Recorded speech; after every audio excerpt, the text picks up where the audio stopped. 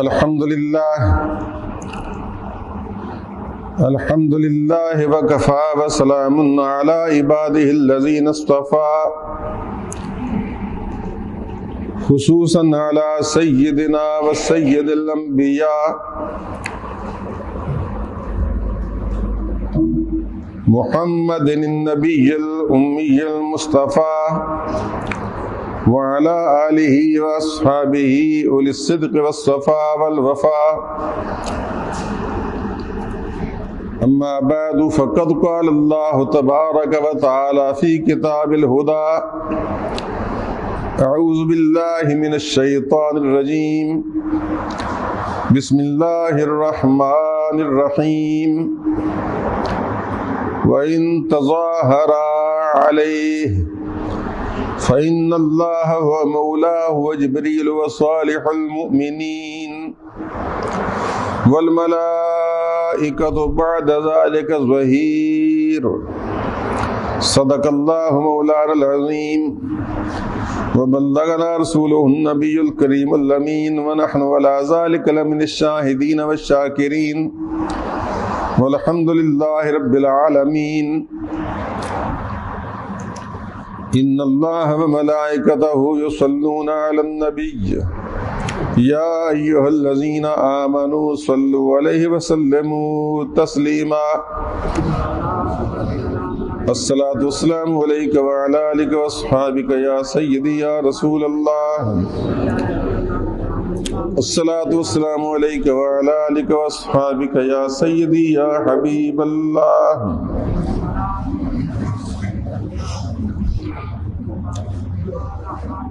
برادران اسلام، حاضرین کرام، یہ ماہ جمادی الثانی ہے اور اس میں خلیفہ رسول سیدنا ابو بکر صدیق رضی اللہ تعالیٰ عنہ کی وفات حسرت آیات واقع ہوئی، آپ کا وصال شریف ہوا۔ اس مناسبت کے ساتھ سیدنا صدیق اکبر رضی اللہ تعالیٰ عنہ کی ذات ستودہ صفات کو ہر عالم دین خراج تحسین پیش کرنا ضروری سمجھتا ہے۔ چنانچہ پچھلے جمعۃ المبارک پر بھی میری تقریر کا عنوان ابو بکر صدیق تھے، اور چونکہ وقت کی قلت کے باعث مضمون تشنا اور ادھورا رہ جاتا ہے، اس لیے پھر میں اس کا باقی ماندہ مضمون جو مختصراً، تفصیلاً تو بیان ہی نہیں ہو سکتا، مختصراً باقی ماندہ مضمون آپ کی خدمت میں پیش کرنا چاہوں گا۔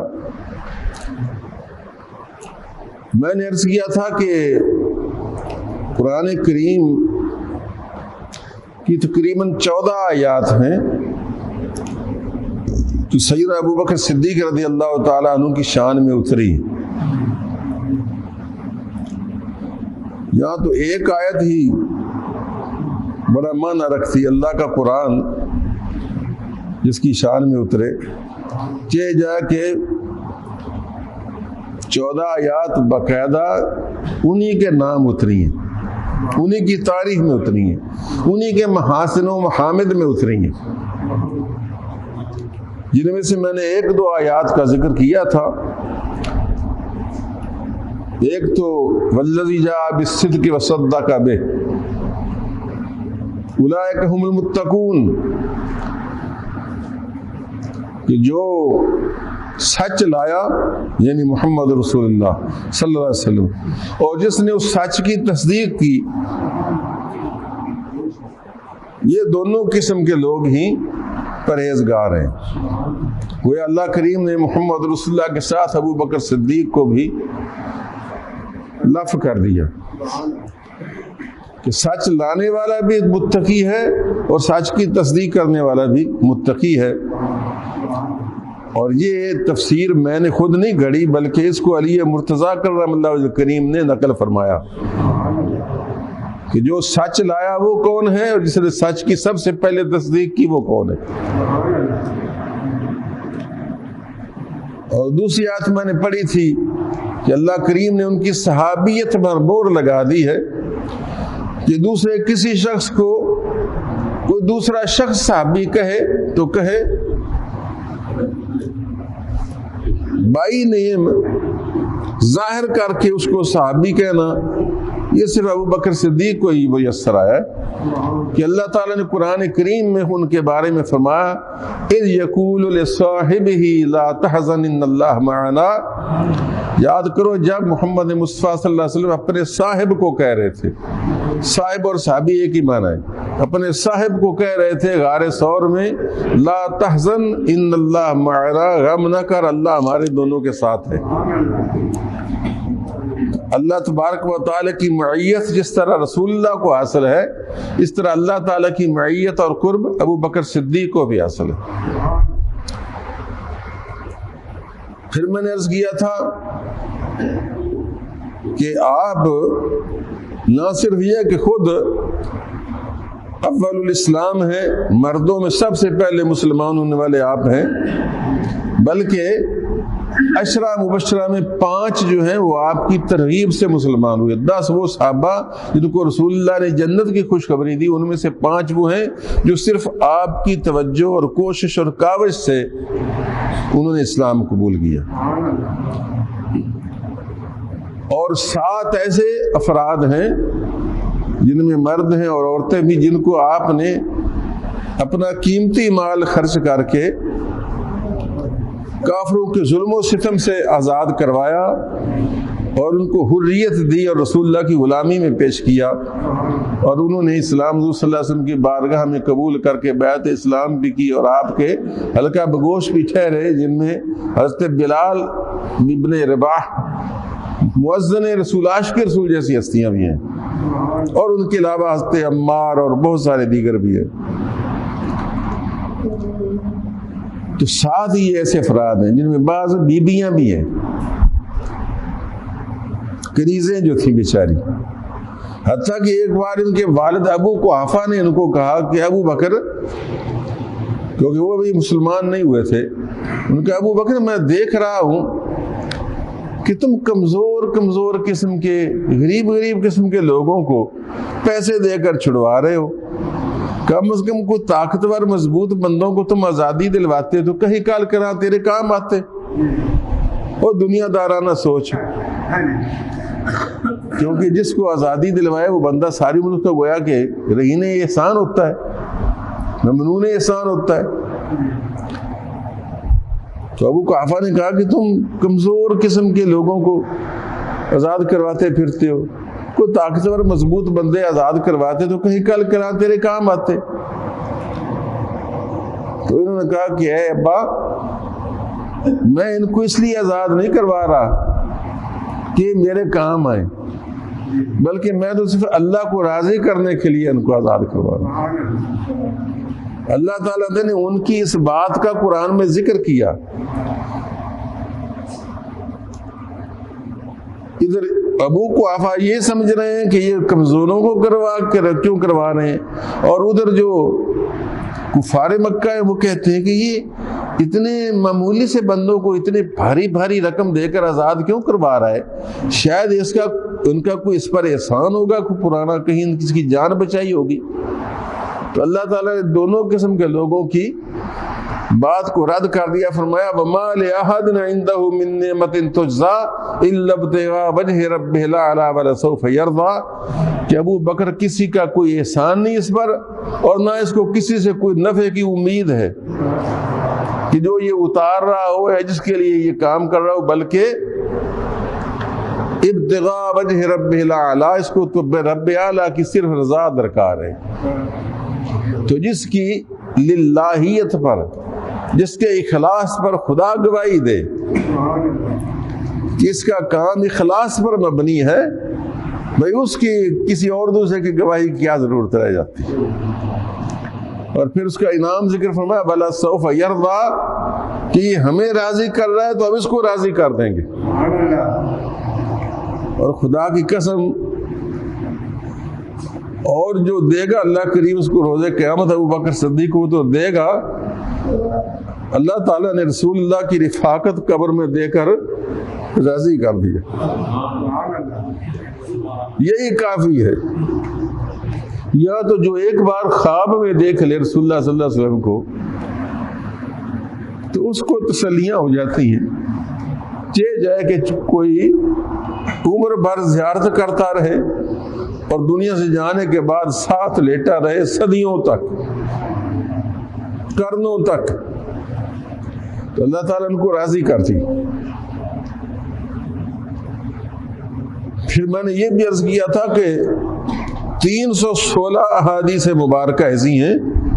جن میں رسول اللہ صلی اللہ علیہ وسلم نے ابو بکر کا نام لے کر ان کی تعریف اور ان کی توصیف کی، یا ان کی کسی خدمت کا ذکر کیا، یا ان کی شان بیان کی۔ 316۔ اب ان سب کا بیان تو مشکل ہے، کچھ پچھلے جمعہ کی باتیں کچھ دہرا دی ہیں تاکہ چند منٹ گزر جائیں اور چند بندے بھی جڑ جائیں اور آپ کا ذہنی رابطہ بھی پچھلے مضمون کے ساتھ وابستہ ہو جائے۔ میں کیا کروں، میں ایک ٹیچر کی طرح لیکچر دیتا ہوں، میں مقرر نہیں ہوں کہ کہیں سے شروع کی کہیں نکل گیا، بلکہ میں تو ایک باقاعدہ سبق دیتا ہوں۔ اگر کچھ کو پڑھے تو انشاءاللہ تبارک و تعالیٰ متواتر جمعے پڑھنے والا عالم دین بن جاتا ہے۔ اور میرے جو پاس یہاں 2 سال 4 سال شاگرد رہے، الحمدللہ وہ باقاعدہ عالم بنے بغیر بھی اب جمعے پڑھاتے ہیں اور بہترین تقریریں کرتے ہیں، یعنی سن کر ہی وہ علم اتنا لے گئے کہ وہ بڑے بڑے عالموں سے بڑھ کر اچھی تقریر اور بیان دیتے ہیں۔ تو اس وجہ سے آپ کو میں دہراتا بھی ہوں اور بات کو سمجھاتا بھی ہوں اور اعادہ بھی کرتا ہوں اور تکرار بھی کرتا ہوں تاکہ آپ ذہن نشین ہو جائے۔ تو آج میں آپ کو کوشش کروں گا کہ ایک آیت جو میں نے پڑھی ہے اس کی کچھ تشریح اور کوئی 2-3 حدیثیں جو صلی اللہ علیہ وسلم کے بارے نے آپ کے بارے میں ارشاد فرمائی ہوں، کم از کم وہ بیان کر سکوں۔ تو آیت جو میں نے پڑھی ہے بڑی ایمان افروز آیت ہے، سورہ التحریم کی ہے۔ وَإِن تَظَاهَرَ عَلَيْهِ، اصل میں سرکار دو عالم صلی اللہ علیہ وسلم کی جو بیویاں تھیں، ہماری مائیں ازواج مطہرات، آپ جانتے ہیں کہ ایک صاحب کی 2 بیویاں ہوں تو آپس میں ان کی رقابت نہیں جاتی۔ نبی کریم صلی اللہ علیہ وسلم کی تو بہت ساری بیویاں تھیں، تو ہماری بیویاں حالانکہ ہم جیسے ہوتے ہیں آپ کو پتہ ہی ہے، نہ رنگ کے اچھے نہ ڈھنگ کے اچھے، نہ عادات کے اچھے نہ اعتبار کے اچھے، پھر بھی وہ بیچاری آپس میں کھٹ پٹ کے رکھ رہی ہیں۔ یہ ہے کہ مدینے کا چاند ان کا شوہر ہو، اللہ کا محبوب ان کا شوہر ہو، تو بیچاریوں کے دل میں کچھ نہ کچھ تو خیال آتا ہوتا ہے، نہ کہ ہر ایک کا کہ سرکار میری طرف ذرا رغبت فرمائے زیادہ۔ تو اس طرح کا ایک واقعہ ہوا تھا، وہ ساری تفصیل کا موقع نہیں۔ تو وہ 2 بیویوں نے آپس میں مل کر نہ کوئی ایسا پروگرام بنایا کہ کوئی ایسا طریقہ لڑایا جائے کہ رسول اللہ صلی اللہ علیہ وسلم عصر کے بعد ہمارے پاس ذرا زیادہ بیٹھا کرے، یا فلانی جو ہے بیوی حضور کی ہے اس کے پاس ذرا کم ٹائم دیا کرے اور ہمارے ذرا زیادہ مل جایا کرے، کیونکہ آپ عصر کے بعد سارے گھروں میں راؤنڈ کرتے تھے، تھوڑا تھوڑا وقت ہر ایک کو دیتے تھے کہ ان کا حال احوال پوچھیں، کوئی ضرورت کے بارے میں، کیونکہ آپ انصاف پسند تھے۔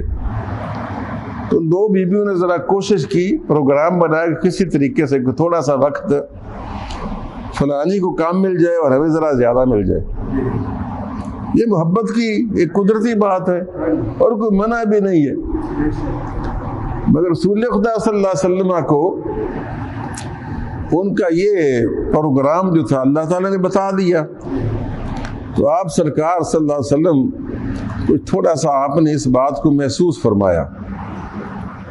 اور جس بات کو سرکار محسوس فرمائے اللہ تو پہلے ہی محسوس فرماتا ہے۔ تو اللہ تبارک و تعالیٰ نے یہ آیت اتاری، اب میں نے ضرورتاً اس کو مختصر کر دیا ہے سارے واقعے کو، بس بات سنانی ابو بکر صدیق کی۔ اللہ فرماتا ہے وَإِن تَظَاهَرَ عَلَيْهِ، اے نبی کی بیویو،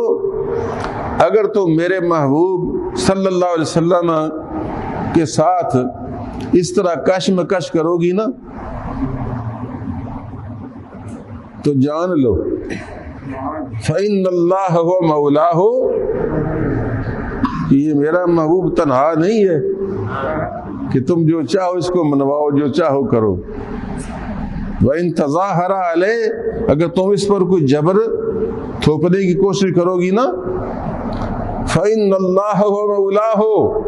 تو اللہ بھی اس کا مولا ہے، وجبریل ہو اور جبریل بھی اس کا دوست ہے،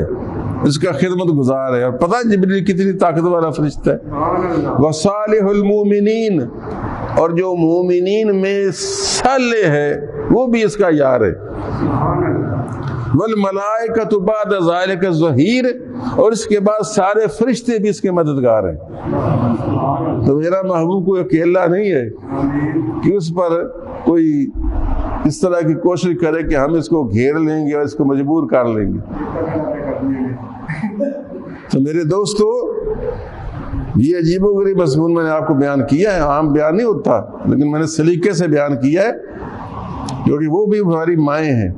ان کے بارے میں بے ادبی کا خیال نہ ہے، یہ محبت کی مجبوری ہوتی ہے۔ جتنا محبوب سے شدید محبت ہوگی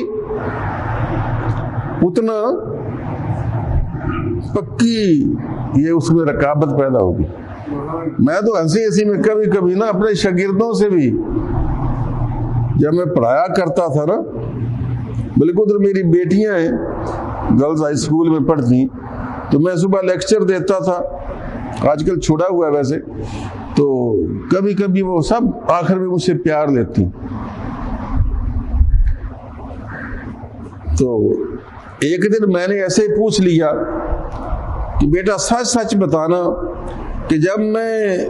سب کو پیار دیتا ہوں تو آپ میں سے کوئی ایسی ہے کہ جس کو دوسرے کو جب میں پیار دوں تو اس کو دل کو تکلیف محسوس ہو؟ تو اکثر و بیشتر نے کہا نہیں ہے، مگر ایک بچی جو تھی نا اس نے کہا جی مجھے تکلیف ہوتی ہے، مجھے تکلیف ہوتی ہے، جب آپ پیار دوسروں کو دیتے ہیں نا تو مجھے تکلیف ہوتی ہے، دل کو محسوس ہوتا ہے۔ اس کے بعد سے میں نے اس کو محبت زیادہ دینی شروع کر دی، یعنی اس کو میں 2-3 مرتبہ پیار دے کر جاتا تو بڑی خوش ہوتی۔ ٹیچر بھی ہوتی تھی، ٹیچر بھی بیٹھتی تھی، تو سب کو دل میں تجسس ہوا کہ آپ صاحب نے یہ کیوں پوچھا؟ میں نے کہا میں نے اس لیے پوچھا تھا کہ جہاں محبت شدید ہوتی ہے نا وہاں رقابت ضرور ہوتی ہے۔ اب میں آپ کا بابا ہوں، سب کا دادا ہوں، باپ سے بھی میں بڑی عمر ہے آپ سے، اس کے باوجود میں چونکہ اچھی بات سمجھاتا ہوں اور پیار بھرا لہجہ ہے میرا اور مٹھاس ہے الحمدللہ اللہ کے فضل و کرم سے زبان میں، تو میں نے دیکھا کہ بھلا ان میں کس کے دل میں رقابت آتی ہے۔ تو یہ نشانی ہے کہ جس نے کہا نا کہ مجھ کو کوفت سی ہوتی ہے آپ جو دوسریوں کو پیار دیتی ہے، تو یہ نشانی ہے اس کی محبت کے شدید ہونے کی۔ جو اس وجہ سے جو شدید محبت رکھتا ہے اس کا حق ہے کہ اس کو ذرا زیادہ محبت دی جائے۔ یعنی میں بڑا باریک بھی شخص ہوں، آپ مجھ کو سادہ سا سمجھتے ہوں گے شاید، اللہ نے مجھ پر بڑے ہی اپنی رحمت کے دروازے کھولے ہوئے اور فراست کی اللہ نے کرم کے بہت زیادہ عطا فرمائی ہے۔ اس وجہ سے میری بات تک پہنچنے کی کوشش کرے۔ بعض اوقات بندہ سمجھتا کہ آپ سب مجھ سے ناراض ہو رہے ہیں، حالانکہ میں پیار کر رہا ہوتا ہوں اور کس چیز کا جائزہ لے رہا ہوتا ہوں کہ بھلا یہ کچا ہے کہ پکا ہے، نہیں سمجھو۔ کسی دوست اور عزیز اور شاگرد پر کبھی کبھی تھوڑی سی سختی بھی کرنی چاہیے۔ کچا ہوگا تو بھاگ جائے گا، پکا ہوگا تو قائم رہے گا، اس طرح بہت کچھ ہوتا ہے۔ تو دوستو اگر ازواج مطہرات نے اگر یہ آپس میں کچھ پروگرام بنایا تو یہ کوئی ایسی خطا نہیں ہے، محبت کی مجبوریاں ہوتی ہیں۔ کسی پنجابی شاعر نے خوب کہا کہ پیار دیاں ہون نہ عشق دیاں ہون نہ سزاواں کدی پوریاں، عشق دیاں ہون نہ سزاواں کدی پوریاں، پیار دیاں جھلیاں نہ جان مجبوریاں۔ عشق دیاں ہون نہ سزاواں کدی پوریاں، پیار دیاں جھلیاں نہ جان مجبوریاں، روندے ہی رہنا سارے جگ تو لکا کے، چنگی نہیں وہ کیتی دل اکھیاں لگا کے، دل چنگی نہیں وہ کیتی دل اکھیاں لگا کے، دکھ دین والیاں نو سینے نال لا کے۔ تو میرے دوستو اور عزیزوں، محبت کے اپنے تقاضے ہوتے ہیں۔ بہرحال میرا کہنے کا مقصد یہ ہے کہ اللہ تبارک و تعالیٰ نے کیا کہا کہ میرے محبوب پر اگر کوئی جبر کی کوشش کرے تو خبردار۔ کیوں؟ کہ یہ محمد مصطفیٰ وہ ہستی ہیں کہ اللہ بھی ان کے ساتھ ہے، جبریل بھی ان کے ساتھ ہے، ابو بکر صدیق بھی ان کے ساتھ ہے، اور سارے فرشتے بھی اس کے ساتھ ہیں۔ کس کا نام لیا؟ یہ عبداللہ ابن عباس اور عبداللہ ابن عمر کی تفسیر بیان کر رہا ہوں کہ صالح المومنین سے مراد ابو بکر صدیق ہیں، کہ جو مومنین میں صالح ہے، صالح تو سارے مومنین ہوتے ہیں لیکن جس کا نام اللہ نے صالح المومنین رکھا وہ ابو بکر صدیق ہے۔ یہ عبداللہ ابن عباس راس المفسرین کہتے ہیں، جو نبی پاک کے چچا زاد بھائی تھے اور قرآن کے مفسر تھے۔ رسول اللہ صلی اللہ علیہ وسلم نے ان کو سب مفسروں کا سردار قرار دیا ہے۔ وہ بیان کر رہے ہیں کہ یہ صالح المومنین سے مراد ابو بکر صدیق ہیں۔ جو اللہ کہہ رہا ہے کہ میرا محبوب کو کہ اللہ نہ سمجھو، اللہ بھی اس کے ساتھ، جبریل بھی اس کے ساتھ، ابو بکر بھی اس کے ساتھ، اور سارے فرشتے بھی اس کے ساتھ۔ تو اللہ نے باقیوں کا نام نہیں لیا، ابو بکر کا نام لیا۔ آپ اندازہ فرمائیے کہ ابو بکر کی کیا شان ہے رضی اللہ تعالی عنہ۔ اسی طرح حدیث مبارکہ ہیں، ان میں ایک حدیث جو بڑی ہی ایمان افروز یہ ہے، کیا فرماتے ہیں؟ ان من امن الناس علی بصحبتہ ومالہ ابو بکر۔ فرمایا بے شک تمام لوگوں میں سے سب سے زیادہ جس کے احسان صحبت کے لحاظ سے، یعنی ساتھ رہنے کے لحاظ سے اور مال خرچ کرنے کے لحاظ سے مجھ پر ہیں، سب سے زیادہ احسان لوگوں میں وہ ابو بکر ہے۔ ابو بکر صدیق رضی اللہ تعالیٰ عنہ کے احسانات ساتھ رفاقت میں، صداقت میں اور انفاق مال میں، مال خرچ کرنے میں مجھ پر سب سے زیادہ ہیں۔ تو سرکار پر کوئی احسان کر سکتا ہے؟ سرکار کا تو اپنا ہی احسان بڑا ہے کہ انہوں نے ایمان ہمیں عطا فرمایا، ان کے وسیلے سے اللہ نے ایمان عطا فرمایا۔ لیکن اگر کوئی کریم اپنے کرم سے یہ کہے کہ بھائی مجھ پر سب سے زیادہ احسان میرے فلانے دوست کا ہے، فلانے شاگرد کا ہے، کہ اس نے جو میری خدمت کی ہے نہ ایسی کسی نے خدمت نہیں کی، تو اس مخدوم کو یہ حق حاصل ہے کہ وہ حوصلہ افزائی کے لیے یہ بات کہہ دے کہ نہیں، ہم یہ نہیں کہتے، لیکن رسول اللہ صلی اللہ علیہ وسلم کو تو یہ حق حاصل ہے نا کہ آپ کسی کے احسان کو اظہار فرمائیں، اس کی حوصلہ افزائی کے لیے یا کرم فرماتے ہوئے۔ تو آپ نے فرمایا کہ صحبت اور مال کے لحاظ سے میرا سب سے بڑا محسن ابو بکر ہے۔ علامہ اقبال اپنی کتاب اسرار خودی میں یہ شعر لکھتے ہیں، امن الناس بر مولائے ما، امن الناس بر مولائے ما، کلیم اول سینائے ما۔ وہ ہستی جو ہمارے مولا محمد مصطفیٰ صلی اللہ علیہ وسلم کا سب سے زیادہ بڑا محسن ہے، اور وہ جو ہماری طور سینا کا پہلا کلیم ہے۔ ایک طور سینا کا کلیم تھے موسیٰ علیہ السلام، ہمارے طور سینا یعنی محمد مصطفیٰ صلی اللہ علیہ وسلم اور مکہ، اس کا سب سے پہلا کلیم جو ہے، جنہیں سب سے پہلے لا الہ الا اللہ محمد رسول اللہ کہا، وہ ابو بکر ہے۔ یہ بات چلتی تو رہتی ہے کہ سب سے پہلے کون ایمان لایا؟ ہمارے شیعہ بھائی کہتے ہیں کہ حضرت علی سب سے پہلے ایمان لائے، بعض کا خیال ہے حضرت خدیجہ الکبریٰ پہلے ایمان لائیں، لیکن ہمارے امام ابو حنیفہ رحمۃ اللہ تعالیٰ علیہ نے بڑا ہی خوبصورت فیصلہ فرمایا جس سے سارے جھگڑے مٹ جاتے ہیں۔ آپ فرماتے ہیں جھگڑتے کیوں؟ یوں کیوں نہیں کہتے کہ مردوں میں، بالغ مردوں میں سب سے پہلے ابو بکر صدیق ایمان لائے، اور آزاد، بالغ اور آزاد، اور عورتوں میں جو بالغ اور آزاد تھیں ان میں سب سے پہلے خدیجۃ الکبریٰ ایمان لائیں، اور بچوں میں جو سب سے پہلے ایمان لائے وہ حضرت علی مرتضیٰ تھے، اور غلاموں میں جو آزاد شدہ غلام تھے ان میں زید بن حارثہ سب سے پہلے ایمان لائے، اور جو غلام ابھی غلامی میں تھے ان میں حضرت بلال رضی اللہ تعالیٰ سب سے پہلے ایمان لائے۔ تو اس طرح سب کی شان اپنی اپنی جگہ قائم ہو گئی اور جھگڑا مٹ گیا۔ کیوں جی؟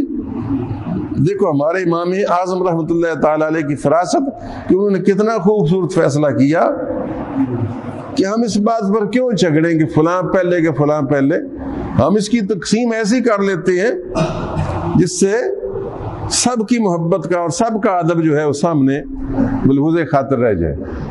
سمجھ آ گئی آپ کو کہ مردوں میں، آزاد مردوں میں ابو بکر صدیق،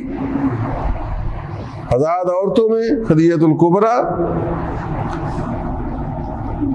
آزاد غلاموں میں زید بن حارثہ، اور جو آزاد نہیں تھے غلام ان میں بلال بن رباح، اور بچوں میں جو بھی بالغ نہیں ہوئے تھے صرف 9-10 سال کی عمر میں وہ حضرت علی مرتضیٰ کرم اللہ تعالیٰ وجہ الکریم۔ تو فیصلہ ہو گیا۔ بلکہ ایک محدث ہوئے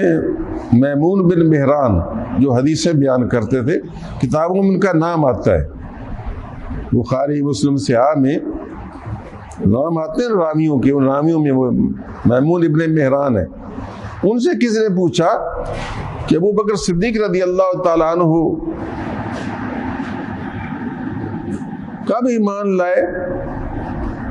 کیونکہ بعض لوگ کہتے ہیں کہ حضرت علی مرتضیٰ پہلے ایمان لائے، بعض کہتے ہیں ابو بکر پہلے ایمان لائے۔ تو آپ نے بڑی خوبصورت بات کی، آپ نے کہا کہ بھائی ابو بکر کی بات کیا کہتے ہو، وہ تو اس وقت ایمان لا چکے تھے جبکہ ابھی حضور صلی اللہ علیہ وسلم نے اعلان نبوت بھی نہیں فرمایا تھا، اور وہ ملک شام کی طرف گئے اور بحیرہ نامی راہب ان کو ملا تھا، وہ ایک عیسائی جس نے ان سے حال احوال پوچھا کہ کہاں کے رہنے والے ہو، مکہ کی، اور نشانیاں پوچھی، تو اس نے کہا کہ تم اس کے خلیفہ اور دوست بنو گے، نبی آخر الزمان تمہارے مکہ میں مبعوث ہوگا، ہماری کتابیں بتاتی ہیں، اور ان کا نام محمد ہوگا، اور ان کے یہ امور نبوت ہوگی، تو تم ان کے خلیفہ اور وزیر بنو گے۔ تو ظاہر ہے کہ وہ تو اس وقت گویا سے انہوں نے ایمان لے آیا، یقین کر لیا، ان کو تو خبر ہو گئی تھی۔ بہرحال یہ تو اس محدث کا اپنا ایک میلان تھا اور ایک انداز تھا، اور بات ہے بھی ٹھیک کہ ان کو تو اس وقت بھی رسول اللہ صلی اللہ علیہ وسلم کی رسالت کا یقین بحیرہ راہب نے دلوا دیا تھا، تو وہ مان گئے کہ ٹھیک ہوگا، ایسا ہی ہوگا۔ البتہ دوسرا قول جو ہے وہ بھی اس لحاظ سے بقی ہے کہ اس وقت بھی آپ نے اسلام کا اعلان تو نہیں نہ فرمایا تھا، تو ہم ان سے گنیں گے جب حضور صلی اللہ علیہ وسلم نے اسلام کا اعلان فرمایا، وہ 40 سال کی عمر میں اعلان فرمایا، اس وقت جو سب سے پہلے لائے، اس حوالے سے دیکھا جائے تو وہ تقسیم جو میں نے پہلے کی ہے وہ تقسیم بڑی خوبصورت تقسیم ہے۔ بلکہ یہ تو علمی باتیں اور تحقیقی باتیں، اور یہ تو انجوائے کرنے کے لیے ہوتی ہیں، لطف اندوزی کے لیے، کیونکہ بعض نے تو یہ کہا ہے کہ سب سے پہلے ایمان لانے والے ورقہ بن نوفل ہیں۔ ورقہ بن نوفل، آپ کہیں گے وہ کون تھے؟ وہ جب حضور صلی اللہ علیہ وسلم تشریف لائے گھر میں اور خدیجہ الکبریٰ رضی اللہ تعالیٰ عنہ سے کہا کہ زملونی زملونی، مجھ کو کمبل اڑاؤ، کہ مجھ کو آج ایسا معاملہ درپیش آیا ہے کہ میں اس متفکروں کو جبریل امین آئے اور پہلی مرتبہ حاضری دی، اور آپ کو 3 مرتبہ پورے زور کے ساتھ سینے سے لگا کر دبایا جس طرح بچھڑا ہوا عاشق معشوق سے ملتا ہے۔ بلکہ سرکار فرماتے ہیں حتیٰ بالغ وسعہ، کہ اتنا جتنی اس میں طاقت تھی جبریل نے کیونکہ قرآن کا نزول جو ہونا تھا اور قرآن کے نزول کے لیے جانچنا تھا کہ سینہ مصطفیٰ میں کتنی وسعت ہے، کتنی ہمت ہے، کتنی طاقت ہے۔ قرآن تو کی شان یہ کہ لو انزلنا ھذا القرآن علی جبل لرأیتہ خاشعا متصدعا، کہ اگر قرآن کو پہاڑ پر نازل کیا جاتا تو ریزہ ریزہ ہو جاتا۔ تو ہمت مصطفیٰ کو دیکھنے کے لیے جبریل نے پوری طاقت سے، ورنہ پوری طاقت سے بھی ملنے کی کیا ضرورت تھی۔ حدیث کے لفظ ہے بخاری کے کہ اس نے مجھ کو دبایا حتیٰ بالا وسعہ حتیٰ کہ اپنی پوری طاقت اور وسعت کو پہنچے۔ تو جب وہ آسمان سے آئے تو فرمایا زمیلونی، مجھ کو کمبل اڑھاؤ کہ میں نے آج یہ اس طرح کا ماجرا دیکھا ہے اور مجھے اس پر حیرت ہے۔ تو وہ کہنے لگے کہ میں آپ کو محبت تھی ان کے، میں آپ کو اپنے چچا زاد بھائی ورقہ بن نوفل کے پاس لے چلتی ہوں، وہ آسمانی کتابوں کے ماہر ہیں، تو تورات انجیل وغیرہ پڑھی ہے تو ان سے پوچھیں گے یہ کیا ہے، کیا معاملہ ہے۔ تو ورقہ بن نوفل کے پاس گئے تو انہوں نے کہا کہ اچھا یہ بات ہے، تو مبارک ہو آپ کو، یہ تو وہی فرشتہ ہے، وہی ناموس اکبر ہے جو موسیٰ علیہ السلام پر آیا تھا، اور اب وہ دن بھی آئے گا جب آپ کی قوم آپ کو اس کے شہر سے نکال دے گی۔ آپ نے کیا مجھے نکال دیں گے؟ میرے تو سارے ریسپیکٹ کرتے ہیں۔ فرمایا ہاں، جو پیغام تم دو گے وہ پیغام ایسا پیغام ہے کہ جو بھی وہ پیغام لایا لوگ اس کے دشمن ہو جاتے ہیں۔ کاش میں زندہ ہوتا اس وقت تک اور میں آپ کی پوری مدد کرتا۔ تو گویا ایمان تو لے آئے نا۔ اسی وجہ سے بعض نے ورقہ بن نوفل کو بھی لکھا۔ یہ آپ کو نئی بات بتا دوں کیونکہ آپ ایک الحمدللہ مطالعہ کرنے والے شخص کی تقریر سنتے ہیں تو آپ کے پاس سرمایہ جمع ہونا چاہیے۔ نبی کریم صلی اللہ علیہ وسلم سے ایک مرتبہ حضرت خدیجہ الکبریٰ نے پوچھا کہ یا رسول اللہ ورقہ بن نوفل کے بارے میں کیا خیال ہے؟ کاش وہ زندہ رہتے تو شاید وہ آپ کے حلقہ بگوش ہوتے اور اسلام قبول کرتے، کیونکہ انہوں نے دوسرے وقت آپ کی تصدیق کی تھی۔ تو آپ نے فرمایا خدیجہ میں نے ورقہ کو خواب میں دیکھا کہ انہوں نے سفید لباس پہنا ہوا ہے، اس سے معلوم ہوتا کہ وہ جنتی ہیں، کیونکہ اگر اس کے غیر ہوتا تو ان کا لباس سفید نہ ہوتا۔ یہ بھی حدیث میں آتا ہے۔ میاں ہم نے بہت کچھ اللہ کے فضل و کرم سے پڑھ رکھا ہے۔ فرمایا کہ اگر ان کے جسم پر سفید لباس نہ ہوتا، کوئی اور کالا سیاہ ہوتا یا کوئی اور ہوتا تو پھر وہ دوزخی ہوتے۔ تو ان کے اوپر میں نے سفید لباس دیکھا ہے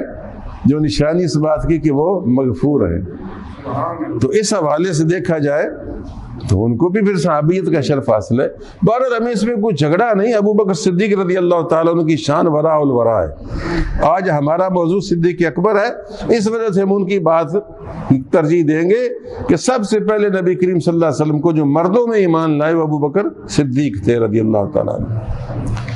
بلکہ ایک ہی بات نہیں، کتنی باتیں جن میں آپ کو اولیت حاصل ہے، یعنی کوئی آپ کی ٹکر کا نہیں ہے۔ کوئی ایک صحابی پہ ایسا نہیں جس کی 4 پشتیں صحابی ہوں سوائے ابو بکر صدیق کے۔ سمجھ نہیں آئی؟ تو یار بھولے بھالے لوگ ہو بہت سارے، یعنی سوائے ابو بکر صدیق کے کوئی اور صحابی نہیں جس کی 4 پشتیں صحابی ہوں۔ صحابی کون ہوتا ہے؟ جو ایمان کے ساتھ رسول اللہ صلی اللہ علیہ وسلم کی دنیاوی زندگی میں زیارت کرے۔ نہیں سمجھے؟ تم نہیں صحابی بن سکتے، میں نہیں بن سکتا، کوئی بھی نہیں بن سکتا، 1000 سال بھی عبادت کرے صحابی نہیں بن سکتا، کہ وہ خواب میں دیکھے گا تو خواب کا دیکھنا صحابیت نہیں دیتا۔ صحابیت ملتی ہے دنیا کی زندگی میں۔ جب حضور صلی اللہ علیہ وسلم 63 سال وہ جو 23 سال تھے، ان میں 23 سال کے عرصے میں اس نے ایمان کے ساتھ رسول اللہ کو دیکھا ہو اور آپ پر ایمان لایا ہو اور آپ ایمان کے ساتھ ہی دنیا سے گیا ہو، یعنی پھرا بھی نہ ہو ایمان سے، اس کو کہتے ہیں صحابی۔ تو صحابی ایسا شخص ہوتا ہے، اور ابو بکر صدیق کے سوا کوئی شخص نہیں جس کی 4 پشتیں صحابی ہوں۔ کہ ابو بکر صدیق تو صحابی تھے، مگر ابو قحافہ جو آپ کے والد تھے اور جو فتح مکہ تک مسلمان نہیں ہوئے، حتیٰ کہ حضرت ہجرت فرما کر چلے گئے، پھر بھی ابو قحافہ گھر میں یہاں مکہ میں ہی رہے، اور جب مکہ فتح ہوا تو اس وقت رسول اللہ صلی اللہ علیہ وسلم کی بارگاہ میں حضرت ابو بکر نے ابو قحافہ کو حاضر کیا ہاتھ پکڑ کر، کیونکہ ان کی عمر کافی تھی، تو آپ نے ابو بکر صدیق کی دلجوئی کے لیے فرمایا کہ آپ نے شیخ کو کیوں تکلیف دی، میں خود ان کے پاس چل پہنچ جاتا، مگر انہوں نے عرض کیا یا رسول اللہ ان کا فرض تھا کہ آپ کی خدمت میں آتے، کیونکہ پیاسا کنویں کی طرف آتا ہے، کنواں پیاسے کی طرف نہیں جاتا۔ تو ابو قحافہ بھی صحابی ہوئے اور اللہ ان کو بڑی عمر عطا فرمائی۔ دیکھو یہ مزے کی بات ہے، حضرت ابو بکر کی والدہ ام الخیر ان کا نام تھا، سلمہ ام الخیر، وہ تو بہت جلدی مسلمان ہو گئی تھی، وہ تو حضور صلی اللہ علیہ وسلم کی ہجرت سے پہلے ہی مسلمان ہو گئی تھی، لیکن یہ فتح مکہ پر مسلمان ہوئے، اور ان دونوں کو حضرت ابو بکر کی امی اور ابو کو دونوں کو اللہ نے اتنی لمبی عمر دی کہ انہوں نے رسول اللہ کا دور بھی دیکھا، اور پھر اس کے بعد ابو بکر صدیق کا دور بھی دیکھا، اپنے بیٹا کا دور خلافت بھی دیکھا، اور اپنے بیٹے کی وفات کے بعد آپ کے والدین دونوں وفات پائی تھوڑے سے مہینوں کے وقفے کے ساتھ، کہ والد کی عمر 97 سال تھی اور والدہ کی بھی ظاہر اس کے کوئی لگ بھگ ہی ہوگی، تو انہوں نے بڑی لمبی عمر پائی برکت والی۔ تو ابو قحافہ بھی صحابی، ابو بکر صدیق بھی صحابی، اور ابو بکر صدیق کے بیٹے عبد الرحمن یہ بھی مکے میں مسلمان نہیں ہوئے تھے، بلکہ حضور کے مدینہ ہجرت فرمانے کے بعد مسلمان ہوئے، حتیٰ کہ جنگ بدر میں تو یہ کفار کی طرف سے لشکر میں شامل ہو کر باپ سے لڑنے آئے تھے، اور جب معرکہ کارزار بدر میں گرم ہوا تو عبد الرحمن بن ابو بکر وہ میدان میں نکلے کہ آئے کو میرے مقابلے میں، حضرت ابو بکر صدیق رضی اللہ تعالیٰ عنہ تلوار لہراتے ہوئے مقابلے پر نکلے، مگر رسول اللہ صلی اللہ علیہ وسلم نے ابو بکر کو روک دیا۔ رسول اللہ صلی اللہ علیہ وسلم نے حضرت ابو بکر صدیق کو روک دیا، یہ آپ کی حکمت تھی، کیونکہ اللہ کریم نے آپ کو بہت بڑا سائیکالوجسٹ بھی بنایا تھا۔ ایک تو آپ یہ نہیں چاہتے تھے کہ باپ کی تلوار سے بیٹا لقمہ اجل بنے، یا بیٹے کی تلوار سے باپ لقمہ اجل بنے، یہ بات اخلاقاً اچھی نہیں لگتی۔ دوسرا، آپ صلی اللہ علیہ وسلم کو اللہ کی دی ہوئی فراست کے ساتھ یہ معلوم تھا کہ عبد الرحمن کی قسمت میں ایمان لکھا ہوا ہے، آج ابو بکر کے سامنے آیا تو کہ مارا نہ جائے، سمجھے ہو؟ تو آپ صلی اللہ علیہ وسلم پر کیا شان ہے ہمارے آقا و مولا کی، اس وجہ سے حضرت نے روک دیا، اور حضرت ابو بکر صدیق رضی اللہ تعالیٰ نے پھر ان کا مقابلہ نہ کیا، بلکہ لڑائی میں، جنگ میں اوروں کے ساتھ دست بدست لڑائی ہوتی رہی۔ بعد میں ایک موقع پر عبد الرحمن نے کہا بھی کہ ابا جی جنگ کے دوران ایک موقع ایسا آیا تھا، ویسے اگرچہ آپ میرے سامنے نہ آئے، آپ کو رسول اللہ نے روک دیا، لیکن ایک موقع ایسا آیا تھا کہ میرا داؤ لگتا تھا کہ آپ کسی اور سے لڑ رہے تھے، اگر میں ادھر پیچھے سے حملہ کر دیتا تو میں آپ کا کام تمام کر سکتا تھا، لیکن میں نے باپ سمجھ کر چھوڑ دیا۔ پتہ ہے ابو بکر نے کیا کہا؟ فرمایا بیٹے تم نے تو چھوڑ دیا، لیکن اگر تم میری داؤ میں آ جاتے نا تو میں نہ چھوڑتا، کیونکہ رسول اللہ صلی اللہ علیہ وسلم کا جو دشمن ہے وہ میرا پہلے دشمن ہے۔ اس کو کہتے ہیں ایمان، اس کا نام ہے ایمان۔ اور ہم ہیں کہ چھوٹی چھوٹی بات پر اولاد کا کہا مانتے ہیں اور ان کے پیچھے لگے جاتے ہیں، اور اولاد ہماری نہیں مانتی۔ ہاں جی، دیکھیں ہم کہاں جا چکے ہیں اور ہمارے حالات کیا ہیں۔ تو صحابہ کرام کی سیرت ہمارے لیے مشعل راہ ہے، کوشش کرنی چاہیے جتنا بھی ہو سکے سیرت مصطفیٰ اور سیرت صحابہ پر عمل کیا جائے۔ تو عبد الرحمن بھی صحابی بنے، ابو قحافہ بھی صحابی، ابو بکر بھی صحابی، عبد الرحمن بھی صحابی، اور عبد الرحمن کے بیٹے ابو عتیق محمد وہ بھی صحابی، ان کو بھی اللہ تعالیٰ نے دولت اسلام دی۔ تو 4 پشتیں صحابہ کے، اور کسی کو یہ نصیب نہیں، سمجھو نا، اور کسی کو یہ بات نصیب نہیں ہوئی۔ تو ابو بکر صدیق رضی اللہ تعالیٰ عنہ کی یہ شان خصوصی شان ہے، جس طرح نبیوں میں یوسف علیہ السلام کی خصوصی شان ہے کہ یوسف علیہ السلام کی 4 پشتیں نبی ہیں، ابو بکر صدیق کی 4 پشتیں صحابی ہیں۔ یوسف علیہ السلام بھی وہ عظیم المرتبت رسول ہیں، نبی ہیں، جن کی 4 پشتیں یکے بعد دیگرے، ورنہ یہ نہیں ہوا نوح علیہ السلام کا ضروری کہ ان کا بیٹا بھی نبی ہوا ہو، تو ایسا نہیں ہے، یا ادریس علیہ السلام کا بیٹا بھی نبی ہوا ہو، یا ان کا باپ بھی نبی ہوا ہو، ایسا نہیں ہے۔ مگر یوسف علیہ السلام وہ ہستی ہیں کہ یوسف ابن یعقوب ابن اسحاق ابن ابراہیم علیہ السلام، یوسف علیہ السلام بھی نبی، ان کے باپ یعقوب علیہ السلام بھی نبی، ان کے باپ اسحاق علیہ السلام بھی نبی، ان کے باپ ابراہیم علیہ السلام بھی اللہ کے نبی اور رسول۔ اسی وجہ سے حضرت یوسف کو کریم ابن کریم ابن کریم ابن کریم کہا جاتا ہے۔ تو یہ حضرت ابوبکر صدیق رضی اللہ تعالیٰ عنہ کی شان ہے۔ تو آپ فرماتے ہیں رسول اللہ صلی اللہ علیہ وسلم کہ مجھ پر صحبت اور مال کے لحاظ سے سب سے زیادہ احسان ابو بکر کے ہیں۔ پھر اور فرمایا، یہ مشکات میں موجود ہے، اور مشکات کی ساری حدیثیں بخاری، مسلم، ابو داؤد، ترمذی، صحاح میں سے لی گئی ہیں زیادہ تر۔ دوسری حدیث میں آپ نے فرمایا وَمَا لِأَحَدٍ عِنْدَهُ يَدًا وَمَا لِأَحَدٍ عِنْدَنَا يَدًا إِلَّا وَقَدْ كَافَيْنَاهُ، جس کسی کا بھی ہم پر احسان تھا ہم نے اتار دیا، جس کسی کا بھی ہم پر احسان تھا ہم نے اتار دیا۔ خلا ابا بکر، سوائے ابو بکر کے، جی ما خلا ابو بکر، سوائے ابو بکر کے اس کا احسان ہم اتار نہیں سکے، یہ ان کا کرم ہے۔ میں تو کہتا ہوں کہ یہ ان کا کرم ہی کرم ہے، ورنہ ابو بکر کو جو ایمان ملا اسی سے ساری کسر پوری ہو جاتی ہے، مگر آپ کا یہ کرم ہے۔ فرماتے ہیں کہ ما خلا ابا بکر فإن لنا عنده يدا يكافيه الله تعالی یوم القیامہ، کیونکہ اس کے ہم پر ایسے احسان ہیں جن کا بدلہ روز قیامت اللہ ہی اتارے گا۔ یہ کریمانہ انداز ہے۔ وما نفعنی مال احد قط ما نفعنی مال ابی بکر، کسی کے مال سے مجھے اتنا فائدہ نہیں پہنچا جتنا ابو بکر کے مال سے مجھ کو فائدہ پہنچا۔ اور فرمایا وَلَوْ كُنْتُ مُتَّخِذًا خَلِيلًا غَيْرَ رَبِّي لَاتَّخَذْتُ أَبَا بَكْرٍ خَلِيلًا أَلَا وَإِنَّ صَاحِبَكُمْ خَلِيلُ اللَّهِ، فرمایا کہ اگر اللہ کے سوا، اللہ کے بعد میں کسی کو دوست، دلی دوست، جانی دوست بنانا چاہتا تو ابو بکر کو بناتا، مگر سن لو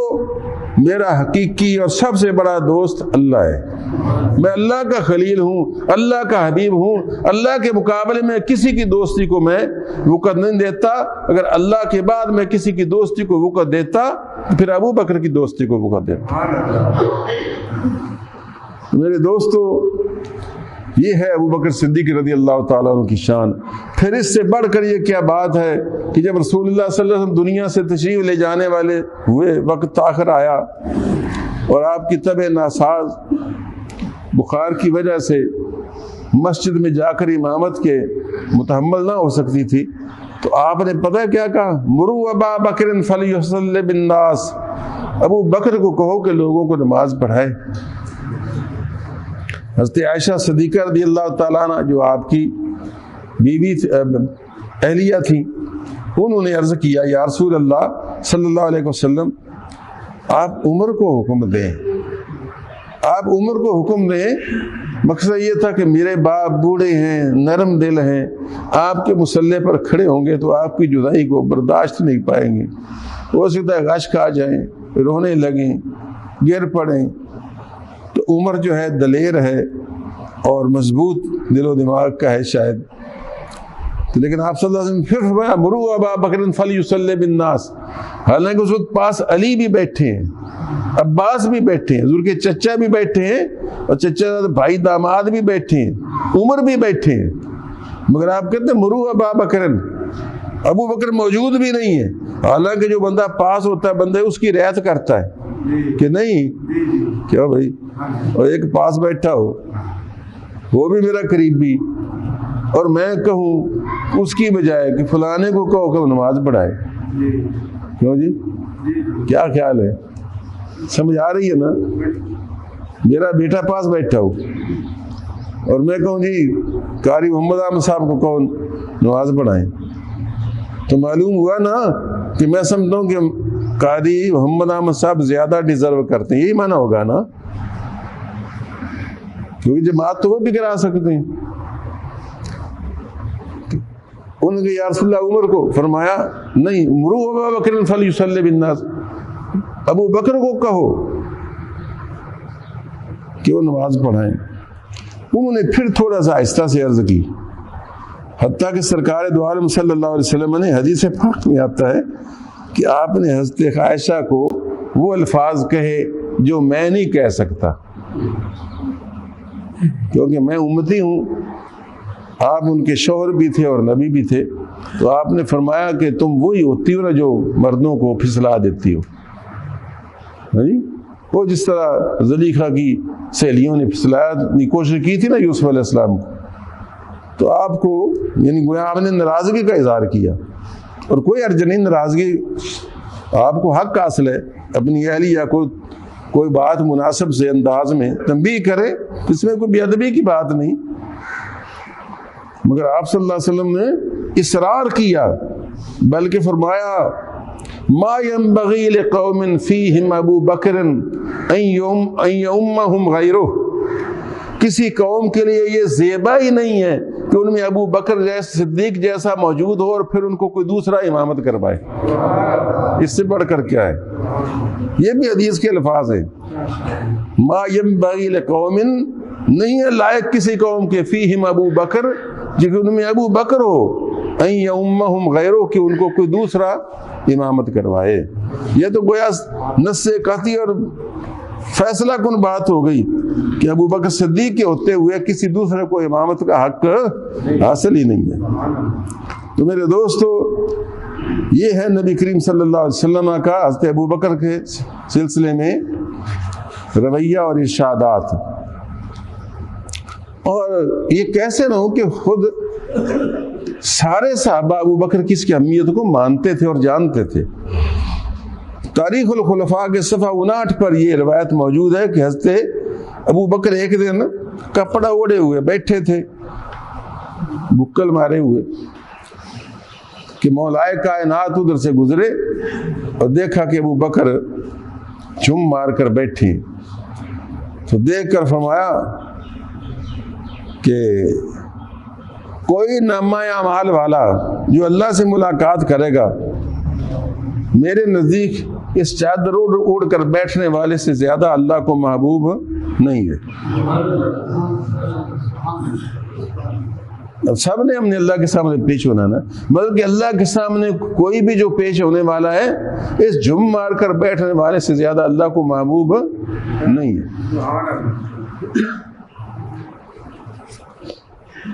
اسی طریقے سے اور بے شمار ارشادات ہیں جن میں آپ کی عظمت کا پتہ چلتا ہے. ایک حدیث میں رسول اللہ صلی اللہ علیہ وسلم نے فرمایا تھا کہ مجھ کو 3 چیزیں بڑی پسند ہیں. اب میں وہ بیان نہیں کروں گا کیونکہ وقت پھر لمبا ہو جائے گا. آپ نے فرمایا مجھ کو 3 چیزیں بڑی پسند ہیں. تو ابو بکر صدیق کو جب پتہ چلا کہ رسول اللہ صلی اللہ علیہ وسلم نے یہ 3 چیزیں پسند فرمائی ہیں, جن میں ایک نماز بھی فرمایا کہ نماز بھی مجھ کو سب سے زیادہ پسند ہے, 2 چیزیں اور بھی بیان فرمائیں, ایک خوشبو کا ذکر بھی فرمایا. بہرحال تو ابو بکر صدیق رضی اللہ تعالیٰ عنہ نے حضور کی سنت ادا کرتے ہوئے کہا کہ مجھ کو بھی 3 چیزیں سب سے زیادہ پسند ہیں. انہوں نے پوچھا جی آپ کو کون سی 3 چیزیں زیادہ پسند ہیں؟ رسول اللہ نے تو وہ فرمائی ہیں، اور آپ کو کون سی 3 چیزیں پسند ہیں؟ تو آپ نے فرمایا کہ مجھ کو 3 چیزیں یہ پسند ہیں، النظر الی وجہ رسول اللہ، ایک تو رسول اللہ کے چہرے کو دیکھتے رہنا، دوسرا وانفاق مالی علی رسول اللہ، اپنے مال کو اللہ کے رسول پر خرچ کرتے رہنا، اور تیسرا ان یکون ابنتی تحت رسول اللہ، اور تیسرا میری بیٹی کا رسول اللہ کے گھر ہونا۔ یہ 3 چیزیں مجھ کو دنیا کی ساری چیزوں سے زیادہ عزیز، پیاری اور محبوب ہیں۔ سخاوت کا کیا ذکر کروں، شجاعت کا میں نے غالباً ذکر کیا تھا کہ جنگ بدر میں رسول اللہ صلی اللہ علیہ وسلم کی حفاظت پر اسپیشل آپ کے پاس جو باڈی گارڈ تھا وہ ابو بکر تھے، اور اس کے راوی حضرت علی مرتضیٰ ہیں کہ جب حضور صلی اللہ علیہ وسلم نے جنگ کی کمان کرنے کے لیے ایک اوریش بنائی گئی، ایک چبوترا بنایا گیا، اس پر چھت سی ڈالی گئی جہاں سے آپ صلی اللہ علیہ وسلم فوج کی طرف نگرانی کر سکیں اور کمان کر سکیں، تو سوچا گیا کہ کون شخص ہو جو حضور صلی اللہ علیہ وسلم کا باڈی گارڈ بن کر قریب رہے یہاں پاس، کیونکہ پتا تھا کہ قریش کا لشکر سب سے زیادہ سپہ سالار پر حملہ آور ہوگا۔ آپ جانتے ہیں نا کہ جنگ کے دوران جو جنگ کی کمان کر رہا ہو سب سے زیادہ دباؤ اور پریشر دشمن کی فوج کا اس پر ہوتا ہے کہ اگر یہ ختم ہو جائے تو سارا معاملہ ختم ہو جاتا ہے۔ تو لہٰذا سب اس ذمہ داری سے گویا کہ لرزتے تھے کہ رسول اللہ صلی اللہ علیہ وسلم کے پاس کھڑے ہو کر آپ کی حفاظت کی ذمہ داری لینا یہ سب سے بڑا مشکل کام ہے، کیونکہ وہ کفار کا پریشر سب سے زیادہ اس پر ہوگا۔ تو ہم سوچ ہی رہے تھے کہ ابو بکر بولے کہ یا رسول اللہ یہ ذمہ داری میں لیتا ہوں، اور یہ آپ نے اس وقت فرمایا جب پوچھنے والے پوچھ رہے تھے کہ آپ میں سب سے زیادہ بہادر کون ہے، تو انہوں نے سمجھا کہ یہ کہیں گے میں، پھر آپ نے فرمایا سب سے زیادہ بہادر ابو بکر ہے، وہاں آپ نے یہ واقعہ سنایا۔ تو یہ شجاعت کی بات ہو گئی۔ اب میں آپ کو سناتا ہوں سخاوت کی بات۔ تو سخاوت کی بات کیا کہوں بھائی،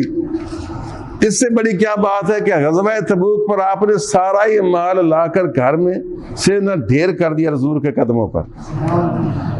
عمر آدھا لائے، وہ کتنا لایا، ابو بکر صدیق نے سارا ہی لا کر ڈھیر کر دیا، حتیٰ کہ اپنے جسم کے کپڑے بھی اتار کر شامل کر دیے، اور خود ایک پرانی کمبلی کے 2 ٹکڑے کر کے نا تو ان کو باندھ کر وہ گھر میں بیٹھ گئے، اور بٹن بھی نہیں تھے چونکہ اس کے، تو کیکر کے کانٹے لے کر نا ان کو چبو لیا اور بکسوئے سے بنا لیا، اور ادھر بیٹھے، اور باہر نکلنا دشوار تھا اس عالم میں۔ تو نبی کریم صلی اللہ علیہ وسلم کی بارگاہ میں جبریل آئے، تو جبریل نے بھی 2 ٹوٹے پہنے ہوئے ہیں اور ببول کے کانٹے لگائے ہوئے ہیں۔ نبی کریم صلی اللہ علیہ وسلم نے پوچھا جبریل آج یہ کیسی حالت میں آئے ہو، آج یہ کیسا جوڑا پہن کر آئے ہو اسپیشل جوڑا؟ از کہ یا رسول اللہ یہ ابو بکر صدیق کی سنت میں پہن کر آیا ہوں، کیونکہ اللہ نے سب فرشتوں کو حکم دیا کہ آج ابو بکر صدیق کی سنت ادا کرتے ہوئے سارے یہ وردی پہن لیں۔ نبی کریم صلی اللہ علیہ وسلم کی بیعت کی بات بھی سن لیں۔ جب حضور صلی اللہ علیہ وسلم دنیا سے رخصت ہو گئے تو بڑے بڑے جید صحابہ، حضرت عمر فاروق جیسے دلیر صحابہ، غم ہی بڑا تھا، ہوش و باز کھو بیٹھے، فاروق اعظم جیسی ہستیاں ہوش و باز کھو بیٹھے، تلوار کھینچ لی کہ جو کہ رسول اللہ فوت ہو گئے میں اس کا سر اتارتا ہوں، یعنی اپنے آپ میں نہیں ہے۔ اب یہ ایمانی قوت کی بات دیکھیے کہ ابو بکر صدیق ہیں کہ آئے، رسول اللہ صلی اللہ علیہ وسلم کے چہرہ اقدس سے چادر ہٹائی، پیشانی کو بوسہ دیا اور کہا بی ابی انت و امی طبت حیم و میتن، آپ پر میرے ماں باپ قربان ہوں پیارے محبوب، آپ زندگی میں بھی پاکیزہ تھے اور دنیا سے پردہ فرمانے کے بعد بھی پاکیزہ ہے۔ اس کے بعد آپ نے دیکھا کہ صحابہ کی حالت غیر ہے، مسجد میں گئے دیکھا کہ عمر کے منہ سے جھاگ نکل رہی ہے اور آنکھیں سرخ ہیں اور بفرے کھڑے ہیں اور کوئی گرے پڑے ہیں، کوئی رو رہے ہیں جی، کوئی بے ہوش ہوئے پڑے ہیں صحابہ۔ آپ نے اپنے حواس ہوش برداشت جی، یہ ایمانی قوت ہے، حالانکہ بظاہر نسبتاً جسمانی طور سے آپ کمزور تھے بنسبت فاروق اعظم کے دیگروں کے۔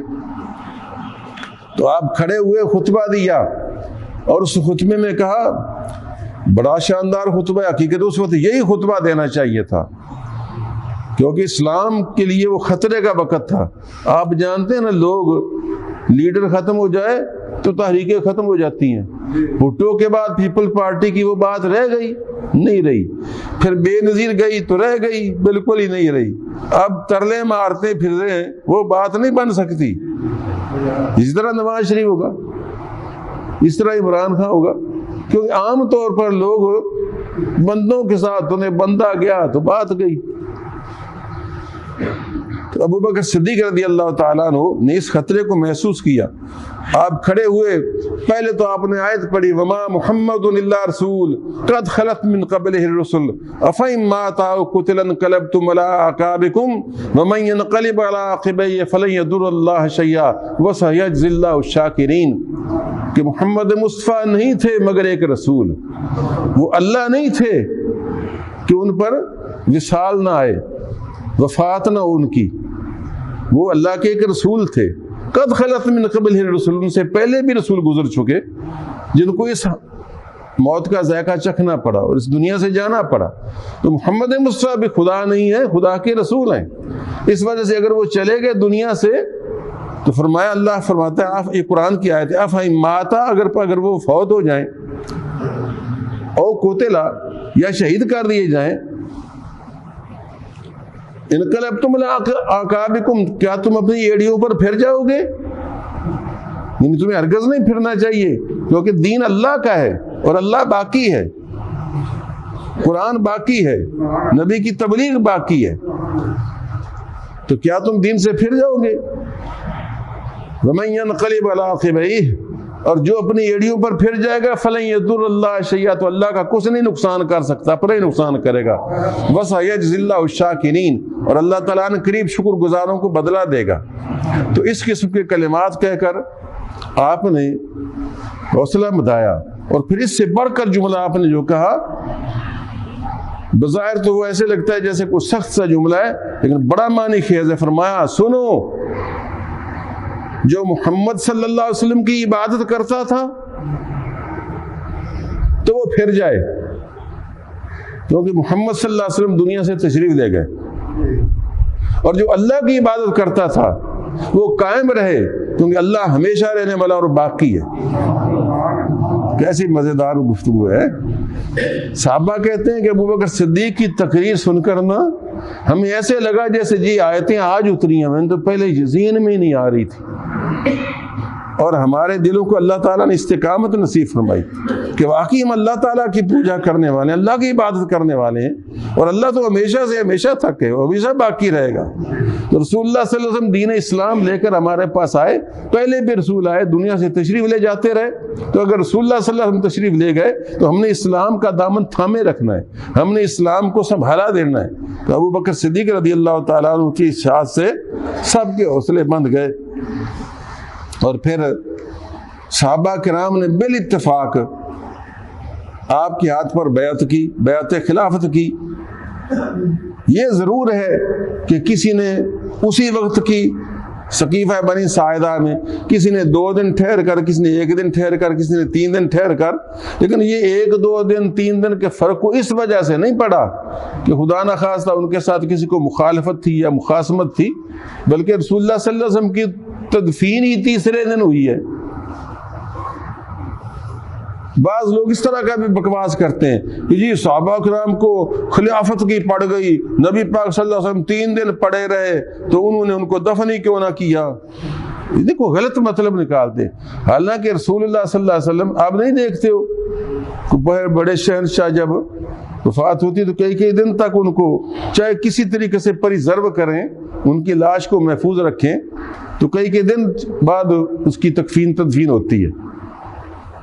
ان کے پاس تو خیر نئے قسم کے سامان ہیں، وہ اس کی لاش کو گلنے نہیں دیتے، مگر رسول اللہ صلی اللہ علیہ وسلم کا جسم مبارک تو ان کو پتا تھا صحابہ کو کہ یہ جسم قیامت تک پھولنے پھٹنے سے پاک ہے،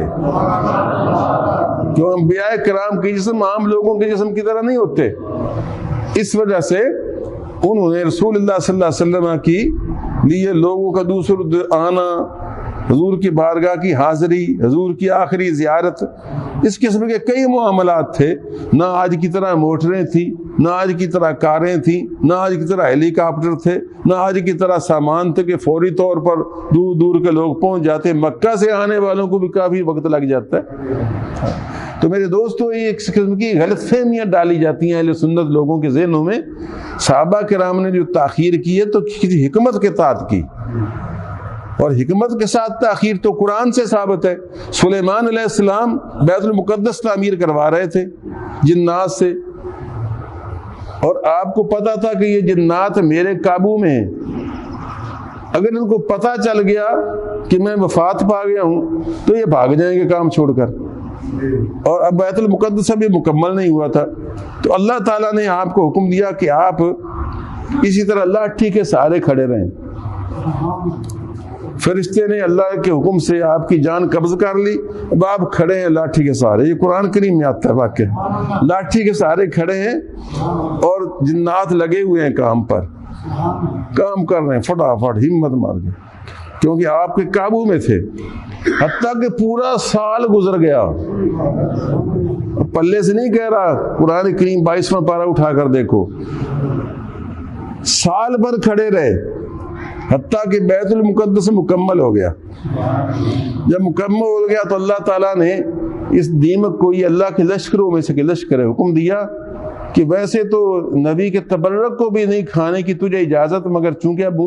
آگاہ کرنا ہے کہ یہ اللہ کے پاس جا چکے ہیں، اس وجہ سے تو نیچے سے عصا کو کھا لے۔ تو دیمک نے نیچے سے عصا کو کھایا، تو دیمک کے کھانے سے وہ عصا گر پڑا، عصا گر پڑا تو آپ اس کے سارے کھڑے، تو آپ بھی زمین پر تشریف لے آئے۔ تو تب پتہ چلا جنات کو، کیوں وہ تو فوت ہو چکے تھے، ہم مفت میں ہی یار فٹیگ برداشت کرتے رہے۔ تو قرآن کریم نے یہ بات کہی کہ پھر بولے لو یعلم الغیب ما لبثوا فی العذاب المہین، کہ اگر جنات کے پاس علم غیب ہوتا، اور جنات کے پاس علم غیب ہوتا تو اس تکلیف دہ رسوا کن مصیبت میں مبتلا نہ رہتے۔ پتہ چل گیا کہ جنات کے پاس علم غیب نہیں ہوتا، تم خام خام مائیوں کے پیچھے اور بابوں کے پیچھے بھاگتے پھرتے ہو کہ چور بتا چور بتا۔ ہاں، جنات کے پاس یہ طاقت ہے کہ تمہارے دماغ میں پڑھتے ہیں کیا خیال ہے، تو وہ چیز تو بتا دیتا ہے کہ فلانی چیز، وہ مائی چیز بتا دیتی تھی۔ تو یہاں ہوتی تھی ایک مائی حساب والی، چیز بتا دیتی تھی، لیکن چور پر ٹامک تو یہاں مارتی تھی۔ اگر تو اتفاق سے جو چور تمہارے ذہن میں جس کا شک ہوتا، اگر وہی چور ہی ہوتا تو اس کا نام تو بتا دیتی، اور آپ اس کے پیچھے پڑ جاتے تو 100 میں سے کوئی ایک واقعی وہی ہوتا تھا، تو وہ تو نکل آتا اتفاق سے، اور آپ نے واہ مائی نے حساب کر دیا۔ اور جو 99 نہیں ملتے تھے اس کا کوئی کسی کو کہتے جی بس مائی تو ٹھیک ہے، 10 سے مکے ایک قسم جھوٹی چاہ گیا، تو وہ بیچارہ سچی قسم اٹھا رہا ہوتا تھا، وہ آپ کے ذہن میں جس کا شک ہوتا تھا اسی کا نام لیتے تھے۔ تو یہ یاد رکھیے، یہ سب چیزیں میں آپ کو بتا رہا ہوں کہ جنات علم غیب نہیں جانتے، البتہ اللہ کے انبیاء اور اولیاء وہ بھی اللہ کی عطا سے جب اللہ چاہے تو جان جاتے ہیں، اللہ کی عطا سے جان جاتے ہیں۔ تو حضور پاک صلی اللہ علیہ وسلم کا اگر 3 دن تک رکھا گیا تو حضور کی زیارت کے مقصد کے ساتھ رکھا گیا۔ بہرحال اس کے بعد آپ خلیفہ ہوئے، چلتے چلتے پھر شاید موقع یا نہ ملے، اس لیے کہ میں ایک اور جمعہ پھر نہیں لگانا چاہتا کہ جب آپ نے خلافت کی ذمہ داری برداشت کر لی اور لوگوں نے بیعت کر لی تو آپ کو بڑے فتنوں کا سامنا کرنا پڑا، لیکن آپ کا پائے استقامت نہیں ڈگمگایا۔ حالانکہ اس وقت بڑے بڑے طاقتور اور شجاع اور بہادر صحابہ جو تھے نا وہ نرم پڑ گئے۔ کوئی کہتا تھا وہ لشکر ہٹا لو جو رسول اللہ نے بھیجا ہوا ہے، کہ ہمارا مدینہ تو لشکر سے خالی ہے، اور لوگوں نے بہت سارے لوگ جو ہیں انہوں نے زکوٰۃ کا انکار کر دیا ہے اور کئی دین کو چھوڑ رہے ہیں، تو ہم ان سے کیسے لڑیں؟ اور آپ نے فرمایا نہیں، جو جھنڈا رسول اللہ نے باندھ کر اسامہ کو دیا ہے وہ میں نہیں واپس بلاؤں گا، کیونکہ اللہ کے رسول کا وہ فیصلہ ہے۔ ہاں ہم خود کافی ہیں۔ چنانچہ آپ صحابہ کو لے کر نکلے اور ان کو بہت تھوڑے دنوں میں سیدھا کر دیا۔ تو یہ استقامت، یہ بہادری، یہ جرأت آپ کا حصہ، اس کا تعلق ایمان کی مضبوطی سے ہوتا ہے۔ پھر بہرحال اس کے بعد آپ کو جھوٹے نبوت کے دعوے دار پیدا ہوئے، مسیلمہ کذاب جیسے، اسود عنسی جیسے، ان سے بھی آپ نے مقابلے کیے۔ تھوڑا سا وقت ملا، حالانکہ 2 سال 3 مہینے 11 دن آپ کا کل عرصہ حکومت ہے، لیکن اس اتنے عرصے میں آپ نے نا وہ سب جو ارتداد کا فتنہ پھیلا تھا نا اس کو ٹھیک ٹھاک کر دیا، یعنی گاڑی کو پھر لائن پر لگا دیا۔ اور ان دنوں میں آپ پتہ کیا کرتے؟ ایک دن خلافت کے بعد تازہ ہی نا اپنے ہاتھ میں کپڑا لیے ہوئے بیچنے کے لیے بازار کو جا رہے تھے، کیونکہ آپ کپڑے کا کاروبار کرتے تھے چل پھر کر، پھیری والوں کی طرح مدینے کے بازار میں پھیری کا کام کرتے تھے کپڑے کا۔ تو کپڑا کندھے پر ڈالے ہوئے چلے، آگے سے عمر فاروق ملے، پوچھا خلیفۃ المومنین، اے خلیفۃ رسول کدھر جا رہے ہیں؟ فرمایا کہ میں یہ کپڑا بیچنے جا رہا ہوں۔ فرمایا اب آپ خلیفۃ تو رسول ہے، امیر المومنین ہے، اب آپ یہ کام چھوڑ دیں۔ اب فرمایا تو میرے بال بچے پھر کہاں سے کھائیں گے؟ انہوں نے کہا میں بھی جاتا ہوں۔ ہم صحابہ کو جمع کیا کہ یہ تو بڑا مشکل ہے کہ یہ ہماری ذمہ داریاں بھی ہماری نگرانی کی ساری سنبھالے اور یہ دکانداری بھی کرے۔ تو انہوں نے مل کر صحابہ نے آپ کو کہا کہ اب آپ یہ کام نہ کریں، آپ پر اتنی بھاری ذمہ داریاں ہیں ساری امت کی، تو آپ کو ہم تنخواہ مقرر کر دیتے ہیں۔ اب تنخواہ کیا مقرر سن لیجیے، کچھ روزانہ گوشت بکری کا، اور وہاں بکری گوشت عام ملتا تھا، بھیڑ بکری تو رکھتے تھے، بکری کا گوشت ضرورت کے مطابق، اور آٹا ضرورت کے مطابق جس سے گھر کے اناج روٹی پک جائے، اور سال بھر میں 2 کپڑے، ایک چادر ایک قمیض، ایک سردیوں کے لیے ایک گرمیوں کے لیے، سمجھا نا؟ 2 کپڑے سردیوں کے لیے، ایک جوڑا یا نہیں، ایک جوڑا سردیوں کے لیے ایک جوڑا گرمیوں کے لیے، اور ساتھ یہ شرط تھی کہ جب وہ جوڑا اتارے سردیوں والا تو اس کو بیت المال میں جمع کروا دیں۔ وہ پرانا جو کچھ پرانا ہو ہی جاتا ہے نا، وہ بیت المال میں جمع کرائیں اور اگلا نیا گرمیوں والا لے لیں،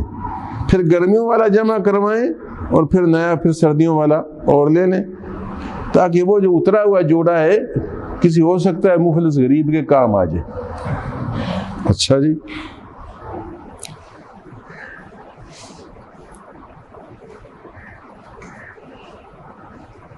تو یہ آپ کے لیے روزینہ مقرر ہو گیا۔ اب آپ اندازہ فرمائیے، اس طریقے سے آپ نے 2 سال 3 مہینے اور 11 دن گزارے، لیکن جب آخری وقت ہوا، دنیا سے رخصت ہوئے، تو فوت ہونے سے پہلے کچھ وصیتیں کی۔ ایک تو صحابہ کے مشورے سے فاروق اعظم کو اپنا قائم مقام قرار دیا، دوسری وصیت یہ کی کہ ہو سکتا ہے 2 سال 3 مہینے میں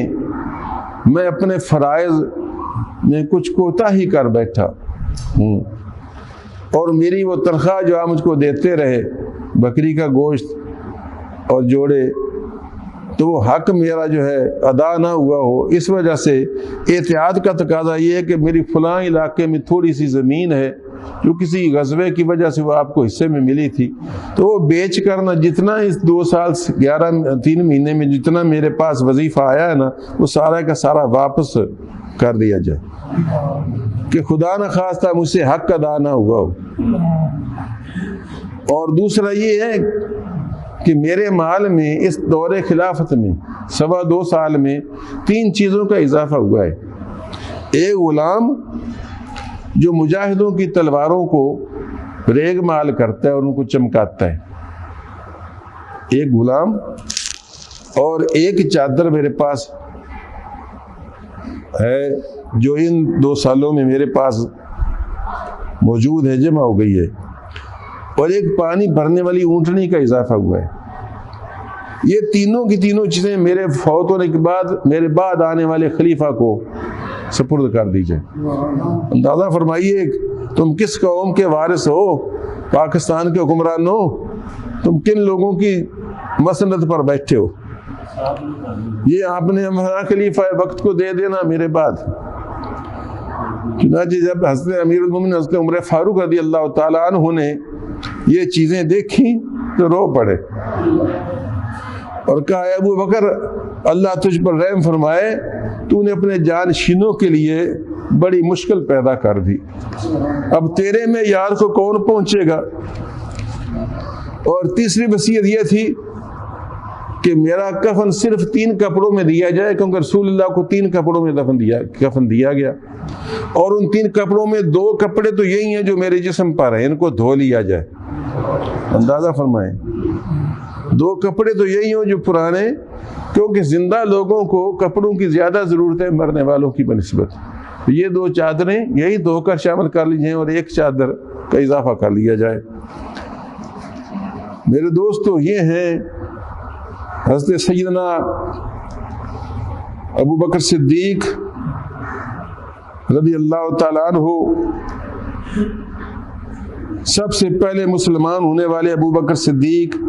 سب سے پہلے قرآن شریف کا نام مصحف رکھنے والے ابو بکر صدیق، حضور کے بعد سب سے پہلے قرآن کو جمع کرنے والے ابو بکر صدیق، سب سے پہلے کفار سے لڑ کر زخمی ہونے والے ابو بکر صدیق، سب سے پہلے خلیفہ ہونے والے ابو بکر صدیق، سب سے پہلے وہ خلیفہ جن کو باپ کی زندگی میں خلافت ملی، سب سے پہلے ولی عہد مقرر کرنے والے ابو بکر صدیق، سب سے پہلے بیت المال قائم کرنے والے ابو بکر صدیق، جن کو سب سے پہلے خلیفہ کا لقب ملا۔ حضور کسی کے خلیفہ نہیں کہلاتے تھے، جب سب سے پہلے خلیفہ کا لقب پانے والے ابو بکر صدیق، اسلام سب میں سب سے پہلے مسجد بنوانے والے اور بنانے والے، اس کے لیے زمین دینے والے ابو بکر صدیق، اور امت میں سب سے پہلے جنت میں جانے والے رسول اللہ کے ساتھ امت میں سے ابو بکر صدیق رضی اللہ تعالی عنہ۔